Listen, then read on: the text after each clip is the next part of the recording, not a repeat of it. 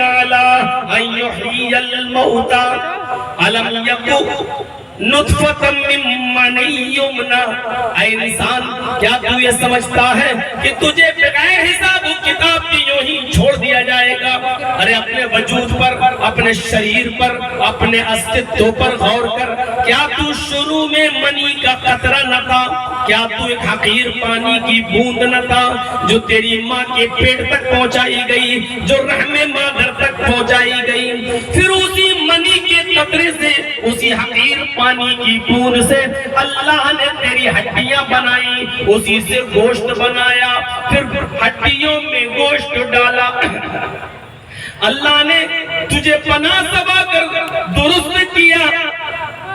الم یکن نطفة من منی یمنی ثم کان علقۃ فخلق فسوی. گوشت کا لوتھڑا بھی بنایا، جمع ہوا خون بنایا، گوشت کا لوتھڑا بنایا، ہڈیاں بنائی، گوشت بنایا، ہڈیوں میں گوشت ڈالا، آنکھیں بنائی، دماغ بنایا، چہرہ بنایا، دل بنایا، ہاتھ بنائے، پیر بنائے. فخلق فسوی. تجھے بنا سوا کر پورا انسان کی شکل میں تجھے باہر لے آیا. اتنا ہی نہیں، فجعل منہ الزوجین الذکر والانثی. تیری ماں کے پیٹ ہی کے اندر اس نے مرد بھی بنا دیا، عورت بھی بنا دیا، مذکر بھی بنا دیا، مؤنث بھی بنا دیا، لڑکا بنا دیا، لڑکی بھی بنا دیا. او میرے بندو، جب میں یہ سارے کام کر سکتا ہوں اس پانی کی ایک حقیر بوند سے، اس پانی کی ایک ذلیل بوند سے، ہم جب یہ سارے کے سارے کام کر سکتے ہیں رحم مادر میں، ہم اس کی ہڈی بنا سکتے ہیں، ہم اس کا گوشت بنا سکتے ہیں، ہم ہڈیوں میں گوشت بنا سکتے ہیں، ہم آنکھیں بنا سکتے ہیں، ہم دل بنا سکتے ہیں، ہم دماغ بنا سکتے ہیں، ہم بھیجا بنا سکتے ہیں، ہم ہاتھ بنا سکتے ہیں، پیر کے ناخن اور ہاتھ کے ناخن بھی بنا سکتے ہیں، اور ہاتھوں کی انگلیوں کے پور بھی بنا سکتے ہیں، ہم اس کے نشان بھی بنا سکتے ہیں. جب یہ سارے کام ہم کر سکتے ہیں تو آئے میرے بندو تم ہی نرنے کرو، فیصلہ کرو.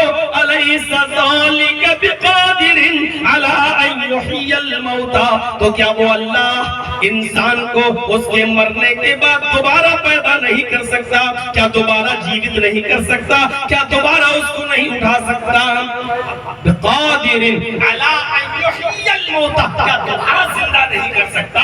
یحیی کا معنی تو یہی ہے کہ کیا وہ انسان کو مرنے کے بعد، مٹنے کے بعد، گلنے اور سڑنے کے بعد کیا وہ انسان کو دوبارہ جیوت نہیں کر سکتا؟ ارے جب تم تھے نہیں تب تم کو لے آیا، تو کیا تمہارے مر جانے کے بعد دوبارہ نہیں لا سکتا ہے؟ غور کرو میرے بھائیو، دنیا میں کوئی دھرم ایسا نہیں ہے کہ یہ کہتا ہو کہ مرنے کے بعد انسان جیوت نہیں ہو. یہ ہماری اور آپ کی بھول ہے. ہم اور آپ یہ سمجھتے ہیں کہ مرنے کے بعد اب ہم اور آپ جیوت نہیں ہوں گے. مرنے کے بعد بس مر گئے، سڑ گئے، گل گئے. ذرا تصور کریے میرے بھائیوں، ہم میں اور آپ میں کتنے لوگ ایسے ہوں گے جن کے ماں باپ اس دنیا میں نہیں ہوں گے، کسی کی ماں اس دنیا میں نہیں ہوگی، کسی کا باپ اس دنیا میں نہیں ہوگا، کسی کا دونوں اس دنیا میں نہیں ہوں گے. آپ یہاں بیٹھ کر جلسہ سن رہے ہیں، کیا کبھی آپ اپنے باپ کی قبر پر جا کر یوں دعا کرتے ہیں اپنے باپ کے لیے؟ اللہم اغفر لہ وارحمہ وعافہ واعف عنہ واکرم نزلہ ووسع مدخلہ واغسلہ بالماء والثلج والبرد ونقه من الخطايا كما نقيت الثوب الابيض من الدنس وابدله دارا خيرا من داره واهلا خيرا من اهله وزوجا خيرا من زوجه وادخله الجنه واعذه من عذاب القبر ومن عذاب النار. جو لڑکا اپنے باپ کی قبر پر جا کر اپنے باپ کے لیے یہ دعا نہ کر سکے اس بیٹے سے اور کیا امیدیں لگائی جا سکتی ہیں؟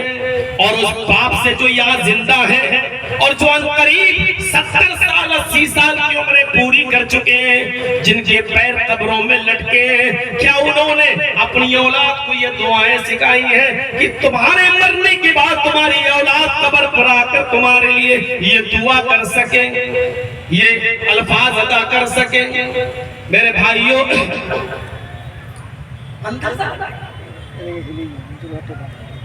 قبر کے پاس کھڑے ہو کر کہو اللہم انہو فی ذمتک وحبل جوارک فقی من فتنة القبر وعذاب النار وانت اہل الوفاء والحق فاغفر له ورحمه انك انت الغفور الرحیم۔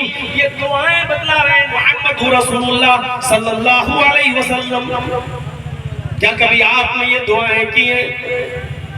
اللہم ھذا عبدک وابن امتک احتاج الى رحمتک وانت غنی عن عذابہ ان کان محسنا فزد فی احسانہ وان کان مسیئا فتجاوز عن سیئاتہ۔ یہ دعائیں یاد ہے جو اپنے باپ کے لیے کرو کہ اے اللہ یہ تیرا بندہ ہے، وابن امتک تیری باندی کا بیٹا ہے، احتاج الى رحمتک اے اللہ تیری رحمت کا محتاج ہو چکا ہے، تو غنی ہے، تو بے نیاز ہے اس کے عذاب سے، تو چاہے تو عذاب دے بھی سکتا ہے اور چاہے تو نظر انداز بھی کر سکتا ہے، معاف بھی کر سکتا ہے۔ اے اللہ میری اتنی سن لے کہ ان کان محسنا فزد فی احسانہ، اگر دنیا میں میرا باپ نیک تھا تو اس کی نیکی میں اضافہ فرما، اگر وہ اچھا تھا تو اس کی اچھائیوں میں اضافہ فرما، وَإِن كَانَ مُسِيئًا فَتَجَاوَزْ عَنْ سَيِّئَاتِهِ، اگر دنیا میں وہ برا تھا تو اے اللہ تو اس کی برائیوں سے درگزر فرما، اگر وہ خراب تھا، بیکار تھا، برا تھا، تیرا نافرمان تھا تو اے اللہ تو اس کی سیئات، اس کے گناہوں سے چشم پوشی فرما، اے اللہ اس کو درگزر فرما۔ کیا یہ دعا کر سکتے ہو تم؟ اپنے باپ کی قبر پر جا کر ابھی کھڑا کرتے تو 20 سال اور 22 سال کی تقریروں کا رزلٹ ابھی سامنے آ جائے گا۔ کسی ایک کو کھڑا کر کے پوچھے کہ اپنے باپ کی قبر پہ جا کے کیا دعا پڑھتے ہیں؟ اللہ میرے باپ کو بخش دے، اللہ تجھے جنت دے۔ یہی تو آپ اپنے الفاظ میں کرتے ہو نا۔ اللہ کے نبی صلی اللہ علیہ وسلم نے تو دعا سکھلائی ہے کہ اپنے باپ کے لیے دعا یہ کرو، مرنے والے کے لیے یہ دعا کرو۔ نبی اکرم تو دعائیں سکھا کر گئے ہیں، ان دعاؤں کو یاد کرو۔ کیا کبھی پڑھتے ہو ربنا اغفر لی ولوالدی وللمؤمنین یوم یقوم الحساب؟ فکر آخرت۔ ارے میرے بھائیو، ہم اور آپ سب اسی کی طرف جا رہے ہیں، اللہ ہی کی طرف۔ دھیرے دھیرے ہماری زندگی ختم ہوتی چلی جا رہی ہے، نکل رہے ہیں۔ قیامت کا دن بڑا ہولناک دن ہوگا، قیامت کی ہولناکی کا احساس ہمیں اور آپ کو کرنا بھی چاہیے۔ سوچئے تو صحیح کہ وہ کیسے اللہ کے نبی قرآن کریم میں اللہ تعالیٰ فرماتا ہے اندازہ لگائیے اس جاسوس تپش کا، اندازہ لگائیے اس جہنم کی گرمی کا، اندازہ لگائیے اس قیامت کے دن کی ہولناکی کا۔ کلما القی فیہا فوج سالتہم خزنتہا الم یاتکم نذیر۔ جب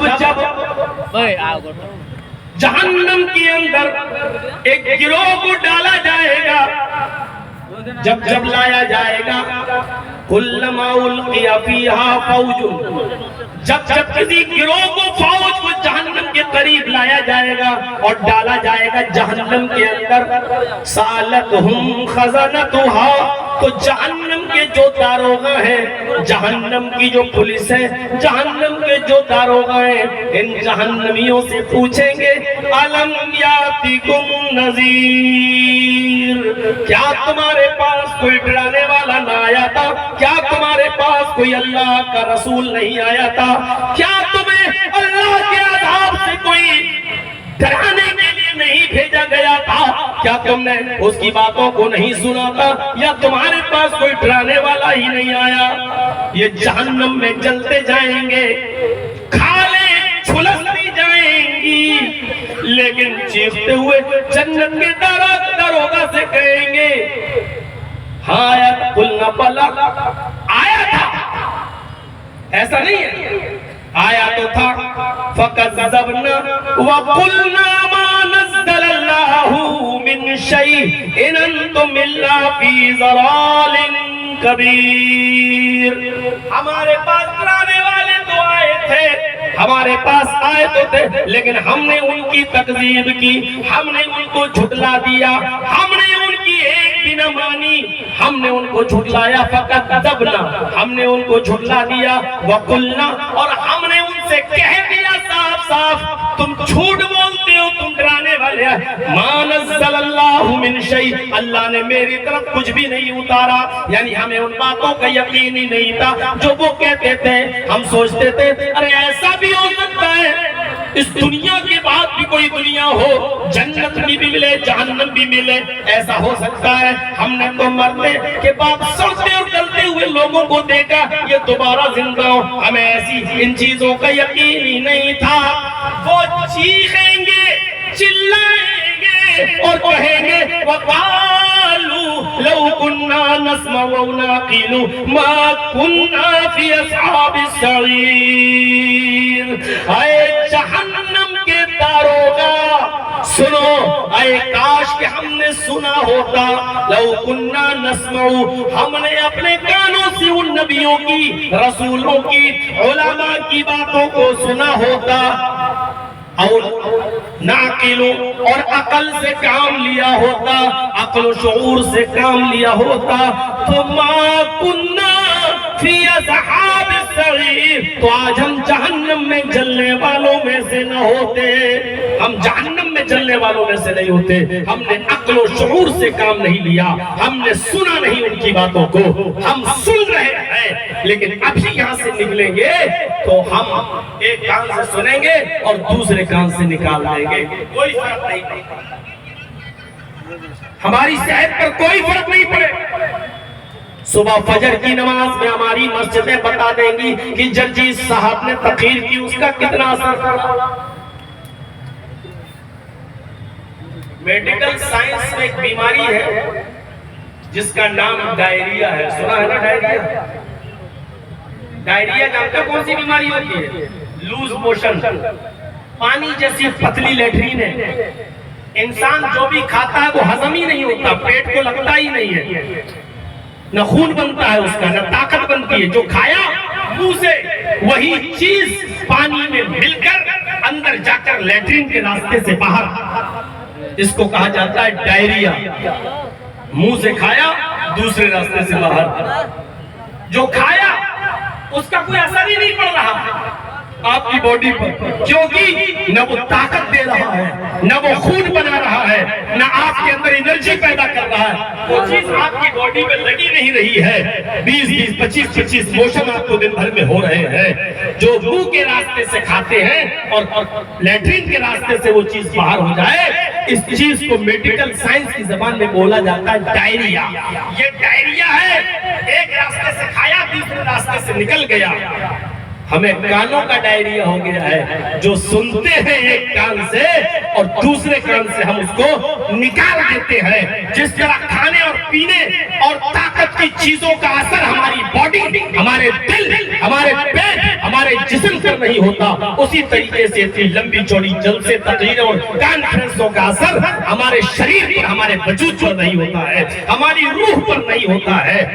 غور ایک کان سے سنا اور دوسرے کان سے ہم نے اس کو نکال دیا، کوئی فرق نہیں پڑتا ہے ہماری زندگیوں پر، کوئی فرق نہیں پڑتا ہے۔ میرے پیارے ساتھیوں، غور کیجئے، جس طریقے سے انسان کا جسم بیماریوں سے ملوث ہوتا ہے، اس کو بخار آتا ہے، پیٹ میں درد ہوتا ہے، وہ چیختا ہے، چلاتا ہے، درد سے کراتا ہے، جس طرح انسان کا جسم بیماری میں ملوث ہوتا ہے، اسی طریقے سے انسان کی روح بھی بیماری سے ملوث ہوتی ہے، کیونکہ انسان دو چیزوں کے مجموعے کا نام ہے، ایک تو باڈی اور دوسری روح۔ باڈی میں روح ہے تو انسان ہے، یعنی دونوں چیزیں جب تک ہے تو انسان ہے. باڈی بھی بیمار ہوتی ہے, روح بھی بیمار ہوتی ہے. باڈی کی بیماری بخار کا آنا, کھانسی کا آنا, پیٹ کا درد ہونا, لوز موشن ہونا, یہ جسم کی بیماری ہے. روح کی بیماری یہ ہے کہ ہم ایک دوسرے کو پریشان کریں. روح کی بیماری یہ ہے کہ کسی کے بارے میں دل میں کدورت رکھیں, غیبت کریں, چغلی کریں, حسد کریں اور کسی سے جلیں اور کسی سے کڑیں اور اپنے دل میں کسی کے بارے میں برا سوچیں. یہ روح کی بیماری ہے. میرے بھائیوں, جس طریقے سے جسم کی بیماری کا علاج ہے اللہ نے اتارا ہے, اسی طریقے سے روح کی بیماری کا علاج بھی اللہ نے توبہ اور استغفار اور ایک دوسرے سے گلے اور شکوے کو دور کر کے معافی اور تلافی کر کے ختم کر دینا, یہ روح کا علاج ہے. روحانی علاج کرو, جسمانی علاج تو دوا سے ہو جائے گا, روحانی علاج کرو, روحانی علاج. تو میرے بھائیوں, قرآن کی آیت بتاتی ہے کہ ہمارے ساتھ کیا ہوگا اور جہنم میں ہمیں کیسی کیسی سزائیں دی جائیں گی. فرشتے پوچھیں گے کیا تمہارے پاس کوئی ڈرانے والا نہیں آیا تھا, کیا تمہارے پاس کوئی ڈرانے والا نہیں آیا تھا. اس وقت ہم کیا جواب دیں گے؟ وہ منظر دیکھ کر یاد کرو, یہاں جرجی صاحب نے کسی کو الٹا سیدھا بول دیا, وہ آدمی کمزور ہے, اس کا بھائی کھڑا ہو گیا, اے مولانا تیری ہمت کیسے کھڑی تم نے میرے بھائی کو الٹا سیدھا بولا ہے. یہاں ایک بھائی دوسرے بھائی کی حفاظت کے لیے آ جاتا ہے, باپ اپنے بیٹے کے لیے آ جاتا ہے, ماں اپنے بیٹے کے لیے دوڑ پڑتی ہے اور چیخنے لگتی ہے, آ جاتی ہے. میرے بھائیوں, یہاں بھائی بھائی کے کام آ جاتا ہے, باپ بیٹے کے کام اور بیٹا اپنے باپ کے کام آ جاتا ہے. یہاں ماں اپنی بیٹی اور بیٹی اپنے ماں کے کام آ جاتی ہے, شوہر اپنی بیوی اور بیوی اپنے شوہر کے کام آ جاتا ہے اور آ جاتی ہے. لیکن اس منظر کو بھی تو اٹھاؤ, دیکھو, غور کرو, سوچو. یوم یفر المرء من اخیہ وامہ وابیہ وصاحبتہ وبنیہ. قرآن کہہ رہا ہے, کون انکار کر سکتا ہے قرآن کی اس آیت کا؟ یوم یفر المرء من اخیہ, آدمی اپنے بھائی سے بھاگے گا قیامت کے دن. جو نظر پڑی ہے میرا بھائی بھاگے گا. کیوں بھاگے گا؟ ارے کہیں ایسا نہ ہو ہمارے پاس تو خود ہی نیکیاں نہیں ہیں, کہیں میرا بھائی مجھ سے نیکی نہ مانگ بیٹھے. ارے ہم کہاں سے دیں گے؟ یہاں بھائی بھائی کے لیے مدد کے لیے دوڑتا ہے, وہاں بھائی بھائی کو دیکھے گا تو بھاگے گا, تو بھاگے گا. یوم یفر المرء من اخیہ وامہ, آدمی اپنی ماں سے بھی بھاگے گا. ماں کو دیکھا بھاگے گا, ماں کے لیے اپنی جان دینے کو تیار ہوتے ہو دنیا میں, لیکن قیامت کے دن ماں کو دیکھو گے تو بھاگو گے, کہیں ماں مجھ سے نیکی نہ مانگ بیٹھے. یعنی بھائی جہنم میں جائے جائے میری بلا سے میں نہ جاؤں, ماں جہنم میں جائے جائے میری بلا سے میں نہ جاؤں. یوم یفر المرء من اخیہ وامہ وابیہ, اپنے باپ کو دیکھ کر بھی بھاگے گا. بیٹا اپنے باپ سے بھاگے گا. دنیا میں محبت باپ کو بیٹے سے اور بیٹے کو باپ سے ہوتی ہے. میں نے بھی اپنے باپ کا علاج کرایا, لکھنؤ کی گلیوں میں پھرتا رہا, کاندھے پہ اٹھاتا رہا, چل نہیں پاتے تھے تو گود میں لے کر سیڑھیوں پہ اٹھا اٹھا کر ہاسپٹل میں لے کے جاتا رہا. اس وقت احساس ہوا کہ باپ کیا چیز ہوتی ہے. غور کیجئے, آخری وقت سانسیں اٹکی ہوئی تھی, میں ان کے قریب تھا, اس وقت دیکھا روح نکلنے کا منظر کیا ہوتا ہے. جیسے جیسے وہ موت کے قریب ہوتے گئے آنکھیں اشکبار ہوتی گئیں. یہ محبت ہوتی ہے باپ کو بیٹے سے, بیٹے کو باپ سے, لیکن قیامت کے دن یہ منظر ہوگا کہ باپ پر نظر پڑی تو بیٹا بھاگے گا, میرا باپ مجھ سے نیکی نہ مانگ بیٹے. وہاں دماغ ایسا ہی کر دیا جائے گا, وہاں ذہن ایسے ہی ہو جائیں گے. میرے بھائیوں, جو دنیا کے اندر ایک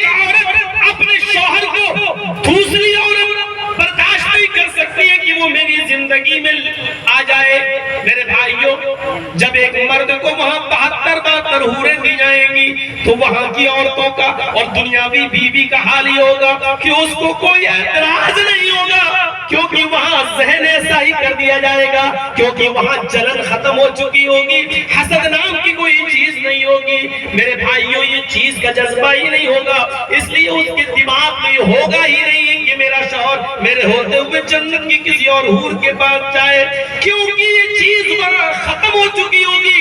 یہ حسد، یہ کینہ، یہ بغض نکل چکا ہوگا، اور اللہ ایسا مزاج بنا دے گا کہ وہی پرمیشن کیا وہ خود چاہے گی کہ تم اس کے پاس بھی جاؤ، اس کے پاس بھی جاؤ۔